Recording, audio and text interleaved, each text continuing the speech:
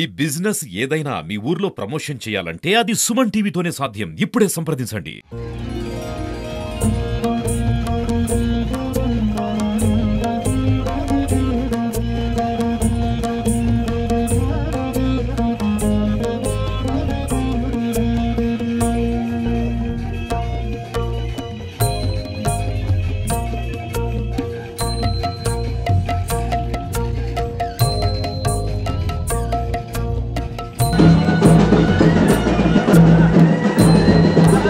జై శ్రీమన్నారాయణ. తూర్పు గోదావరి జిల్లా కోరుకొండ మండలం కోరుకొండ గ్రామంలో కోరికలు తెచ్చి కొంగు బంగారం చేసే లక్ష్మీనరసింహ స్వామి వారి యొక్క బ్రహ్మోత్సవములు నిన్న 19వ తారీఖుని అంకురార్పణతో మొదలైనవి.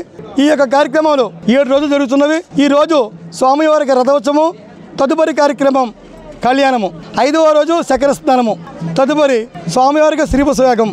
7 రోజులతో స్వామివారికి కార్యక్రమాలు ముగుస్తున్నాయి. మరి ఈ సంవత్సరం అంగరంగ వైభవంగా స్వామివారికి అన్ని ఏర్పాట్లు చేస్తున్నాము.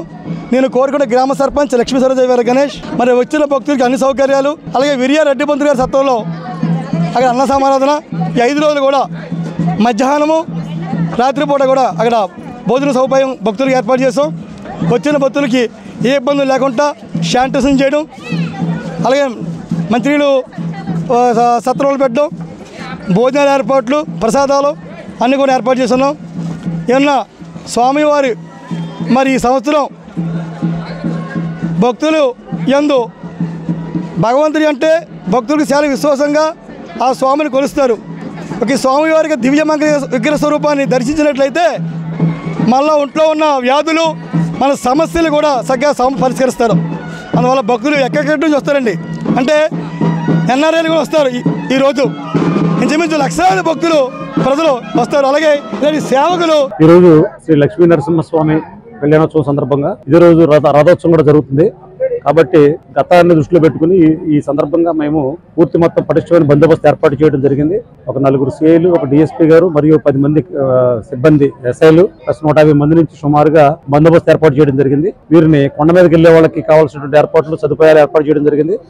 గత సంవత్సరం రథోత్సవం సందర్భంగా చిన్న ఇది జరిగిందన్న ఉద్దేశంతో పూర్తి మొత్తం పటిష్టమైన బందోబస్తు ఏర్పాటు చేయడం జరిగింది.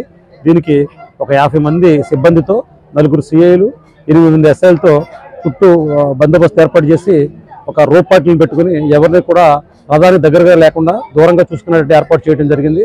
ఏదైనా అవాంఛనీయ సంఘటనలు జరగకుండా ఈ రథోత్సవాన్ని, కళ్యాణోత్సవాన్ని సక్సెస్ఫుల్గా చేయడానికి పోలీసు వారి నుంచి అన్ని రకాల ఏర్పాట్లు చేయడం జరిగింది.